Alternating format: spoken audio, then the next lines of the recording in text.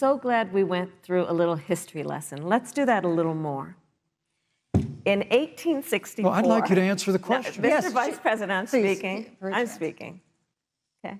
Under President Trump's leadership, we'll always stand with law enforcement, and we'll do what we've done from day one, and that is improve the lives of African Americans. Thank you, Vice President. Record unemployment, record investments in education, and we'll fight for school choice for all of our members. Thank you, Vice President. I'd like to respond. Senator Harris.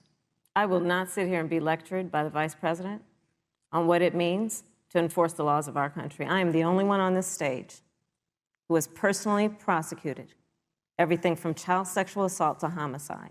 And I think the American people know that this is a president who has put the health of America first, and the American people, I believe with my heart, can be proud of the sacrifices they have made.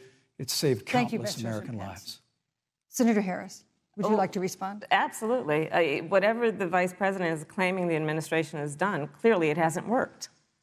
When you're looking at over 210,000 dead bodies in our country. You know, I wasn't feeling so hot, and within a very short period of time, they gave me Regeneron. It's called Regeneron, and it was like unbelievable. I felt good immediately. I view these, I know they call them therapeutic, but to me, it wasn't therapeutic. It just made me better, okay? I call that a cure. Oh, and I think the first debate, excuse me, on the first, but I will say this, absentee is okay, because absentee ballots, excuse me. A president's fitness for office must be determined by science and facts. Congress has a constitutional duty to lay out the process by which a president's incapacity and the president of any party is determined. This legislation applies to future presidents, but we are reminded of the necessity of action by the health of the current president. I'm James Farr. And I'm Justin Chapman. Live at 5. This is NewsRap.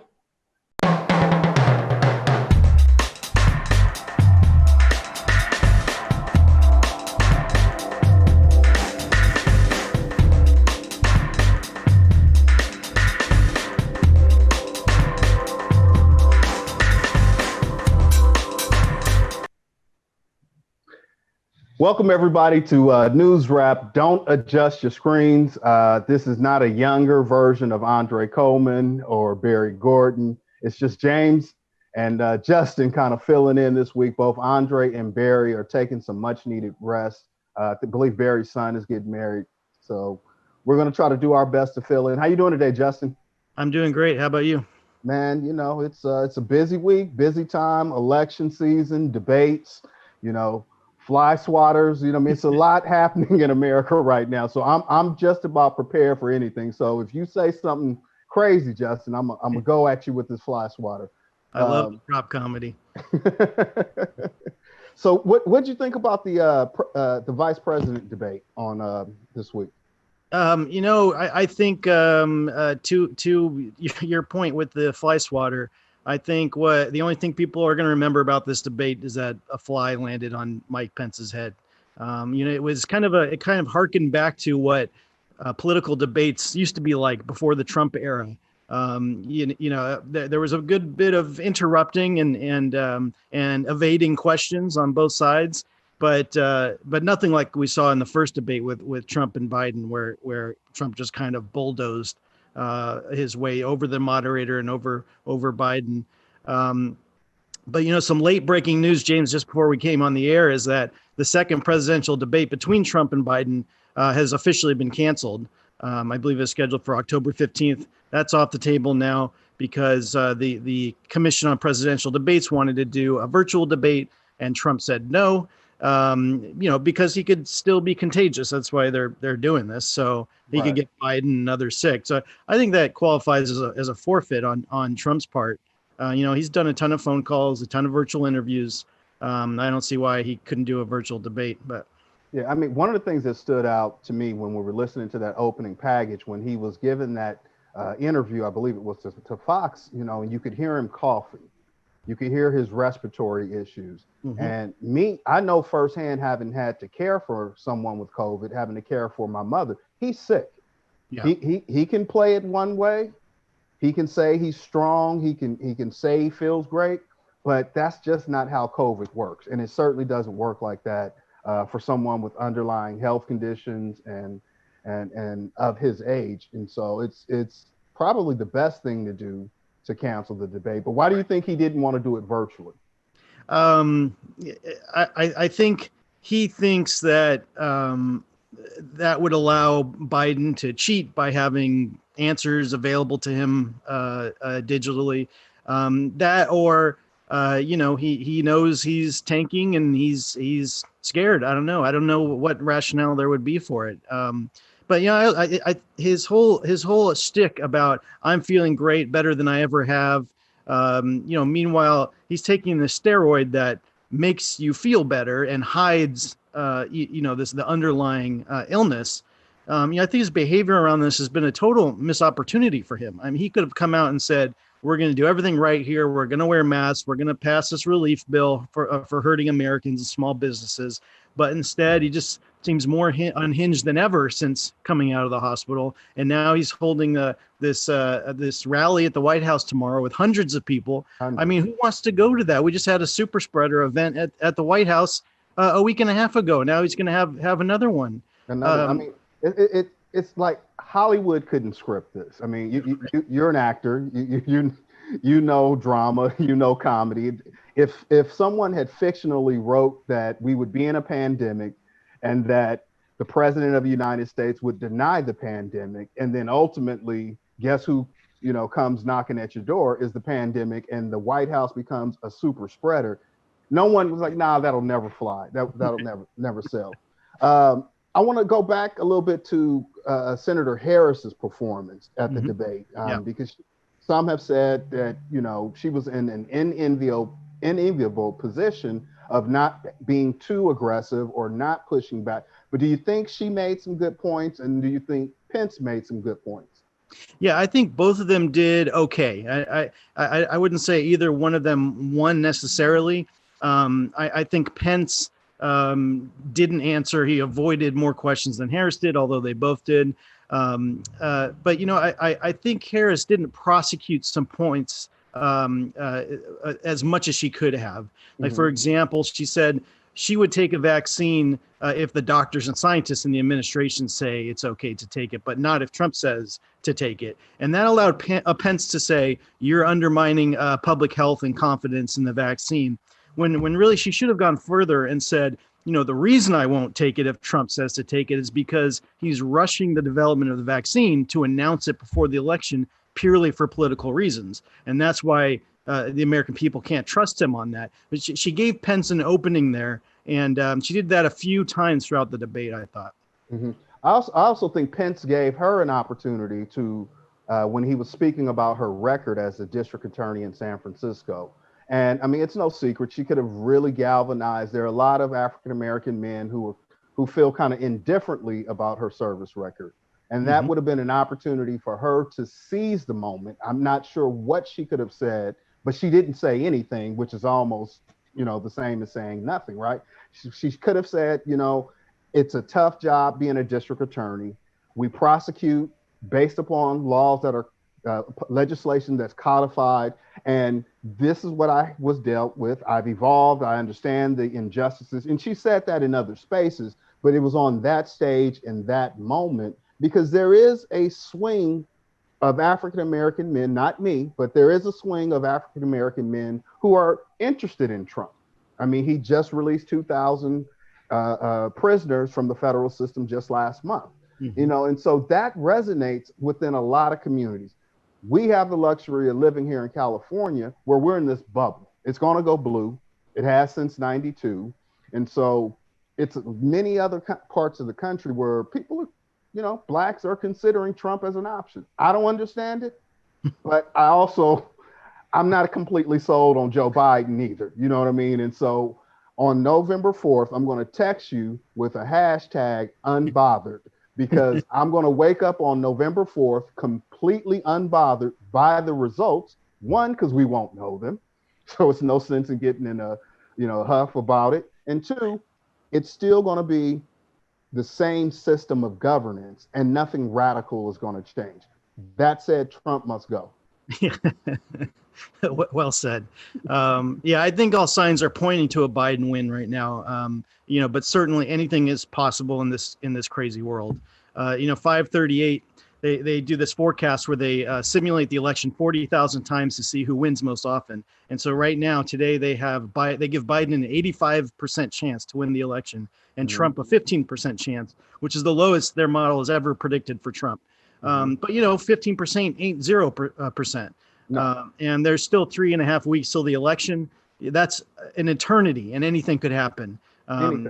Right now is about the time in the election in 2016 when the Access Hollywood tape came out, in which Trump boasted about, sexual assault.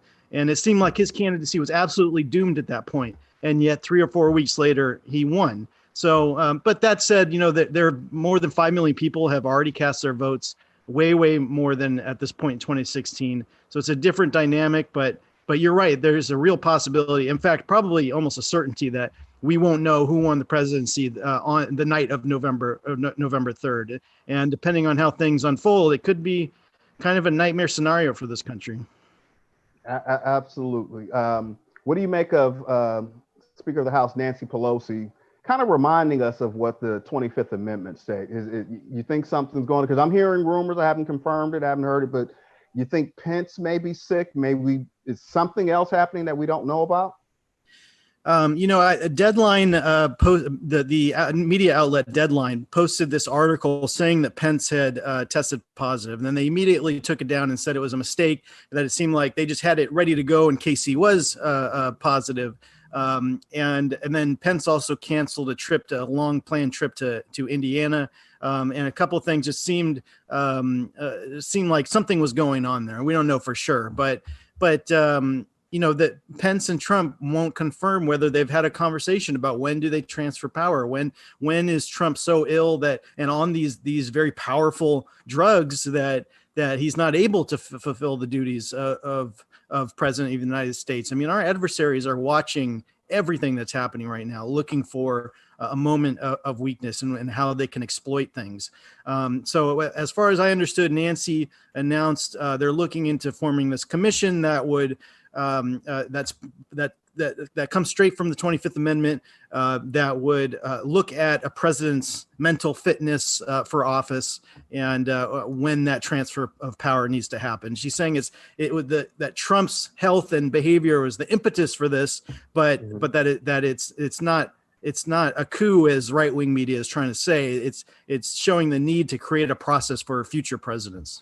Absolutely. And so if Trump is incapacitated, and if Pence becomes incapacitated, I don't think in the history of this country have we had the president and the vice president become incapacitated weeks before an election, or even weeks after an election, and then the transfer of power has to go over to the Speaker of the House. Yeah, I mean, just being whimsical before we get ready to get into the local, what would America look like if all of a sudden now the Speaker of the House, Nancy Pelosi, is in charge? I think it's going to be very ugly. I mean, look at the couple dozen people that were just charged with plotting a kidnap attempt of the governor of Michigan, Governor Whitmer. There's these white nationalists, right-wing militia groups out in the streets with guns, just over a recommendation to wear a mask when you're out in public because you can infect other people. I mean, if Pelosi, if in any circumstance Pelosi ended up as president, even if it followed the Constitution and even if it went through that process that is legal and meant for these kinds of situations, I think there will be civil unrest in the streets like we haven't seen, and we've seen quite a bit of civil unrest already. Well, if you know anybody that knows the Proud Boys, just ask them to stand down now. Let's cut to the local brief, and then we'll pick up the conversation on the other side. This is your local news brief for Friday, October 9th, 2020. As of Thursday, October 8th, Pasadena has had a total of 2,640 total reported COVID-19 cases and 129 COVID-associated deaths. On Wednesday, LA County public health officials announced the largest single-day increase in new cases since late August. The Pasadena Public Health Department has set up guidelines ahead of Halloween festivities. The guidelines do not allow for trick-or-treating, trunk-or-treating, or haunted houses, but do allow for car parades, themed outdoor dining, and outdoor art installations, among other activities that follow COVID-19 related protocols aimed at keeping residents safe. The 2020 general and local elections will be held on Tuesday, November 3rd. Locally, Pasadena residents will have the opportunity to vote for mayor. Incumbent Terry Tornick and challenger Victor Gordo are going head-to-head in a runoff race after neither was able to garner a majority of votes during the March primary election. Residents from PUSD Districts 2, 4, and 6 will also vote for Board of Education members. The District 2 PUSD board member race is between Jennifer Hall Lee, Wayne Hammock, and Mike Crowley. Scott Hardin and Patrick Cahalan are candidates for District 4, and the District 6 PUSD member race is between Milena Albert, Priscilla Hernandez, Tina Wu Fredericks, and Crystal Zubernat. Pasadena voters will also vote yes or no on the City Services Protection Measure P. Online and mail-in voter registration is available until October 19th. Absentee ballots can be requested until October 27th. Early voting is available through November 2nd. Early voting dates and hours vary based on location. Voting center locations include the Pasadena Convention Center, Villa Park Community Center, Robinson Park Recreation Center, Pasadena City College, and more. California voters can still register in person on Election Day. For more information, visit lavote.net.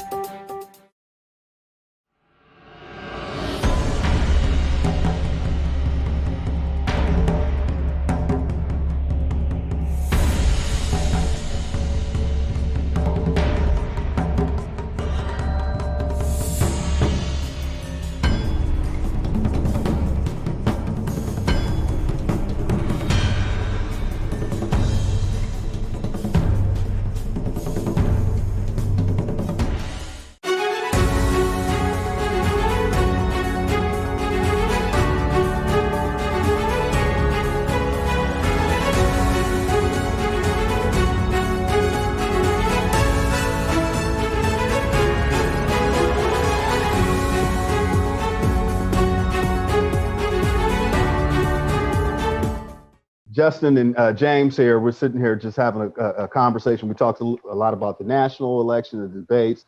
Let's talk about the local stuff, Justin.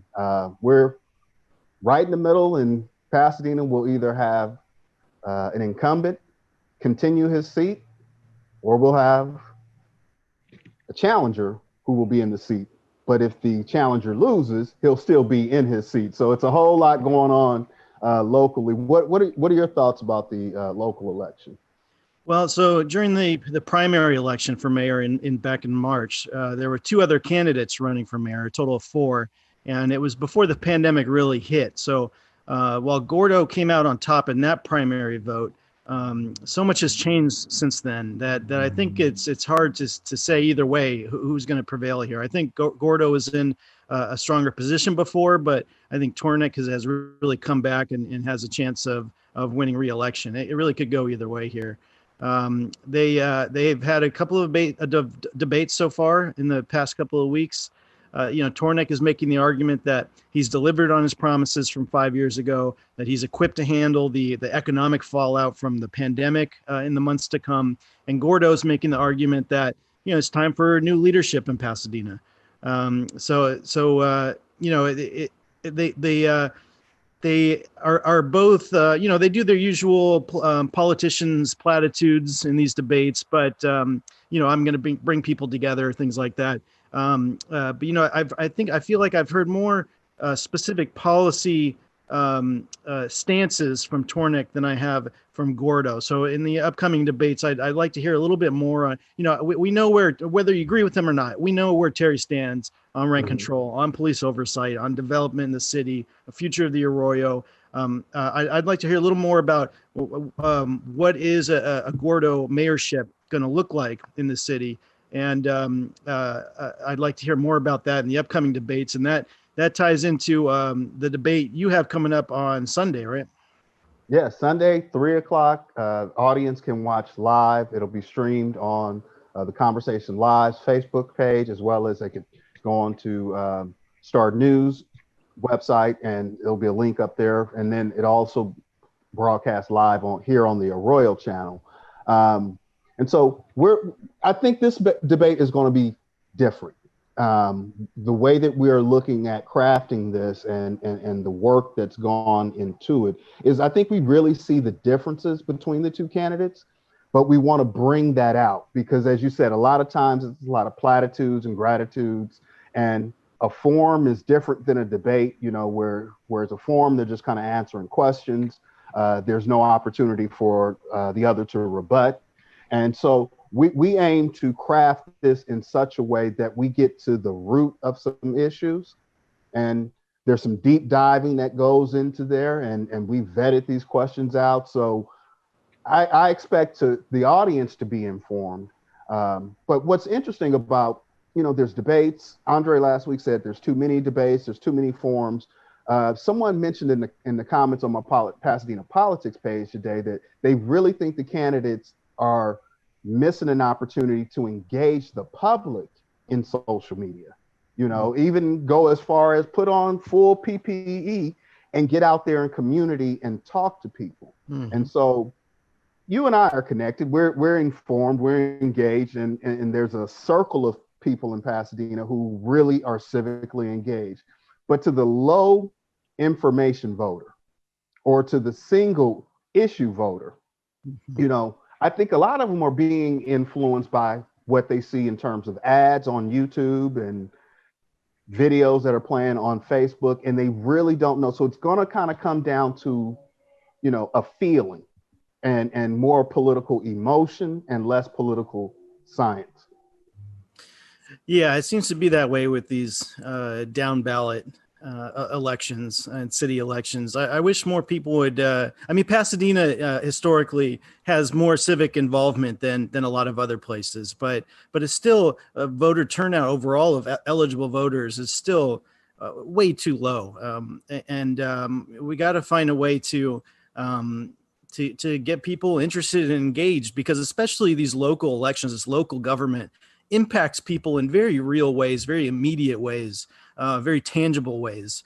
And so, yeah, I'm looking forward to your debate. I know. So it's you and Bradley Vermont from Star News and Martin Gordon from Community Coalition. Yeah, Martin moderating. Yeah, it's gonna be a good panel for sure. Yeah, I'm looking forward to it. We've been working on it for the last couple of weeks, and definitely ready to go. What's up? What else is happening locally? Well, the one of the biggest issues, obviously, police oversight. The city council recently unanimously passed the civilian oversight commission and police auditor, which will be answering to the city attorney. Is that right? Correct. Yeah. There was an earlier model that would have been structured under the city manager, and I think it was the right move to separate it out. I feel like it should even be independent from the city attorney, but maybe this is a foundation, and then we can build on it from there. I likened it to, since we're in football season, it moved the ball from the goal line to about the 5-yard line. There's still 95 yards to go, for what many in the community are looking for. What's going to be interesting is how they format this commission. There was a lot of discussion on Wednesday in public safety as to who should be eligible, who shouldn't be on it. Should law enforcement be allowed to serve on it? Should attorneys? So it's a lot of different nuance in there. But I think what's going to happen is once people figure out and they're on there, they're going to find out that they're not able to do exactly what they think they can do just because of the laws and the protection that officers have. And so, but it's a much needed step. I was in a conversation with somebody today. You didn't hear the police union objected to it, not one time. That should have told you right that it's not that strong, but we needed it. It's here. I congratulate Mayor Torney, the entire council, because it was a unanimous decision. But yes, the prosecutor's office and the city attorney's office need to be separated. They shouldn't be in the same office. We've got about 2 more minutes to go. I thought we were going to be able to talk about some ballot initiatives, but if there's 1 or 2 that kind of stand out to you, how are you feeling? 22 is an issue for me. I'm in favor of it. I'd like to see, drivers, app-based drivers continue to work under the structure they're in. What about you? Yeah, I mean that it's hard with these ones that impact like just a specific industry, it's kind of a part of a rebuttal to SB 5, but doesn't include everyone that was included because there's freelance writers and photographers that aren't impacted by this proposition. So it kind of almost splits those groups that could have been united on it. Kind of splits them in 2. But I would love, there's a measure with LA County to have at least a minimum 10% of the general fund go towards alternatives to incarceration. And I think that's going to be extremely important, especially in LA County. Incarceration rates are out of control here. And these models have worked in other countries, in other places, giving people alternatives to going to jail, having especially for low-level offenses, minor drug possession offenses. These aren't incarceration doesn't solve that problem. So hopefully this money, because we're hard on time. We got to get out of here in 30 seconds. But I wanted to get your reaction to the district attorney's race. So let's go ahead. Let's get out of the show. Let's sign out, and then we can continue the conversation over on Facebook. We'll leave the channel now, and so I want to get your reaction about the show. I'm James Farr. And I'm Justin Chapman. We're live at 5. We'll see you on Facebook.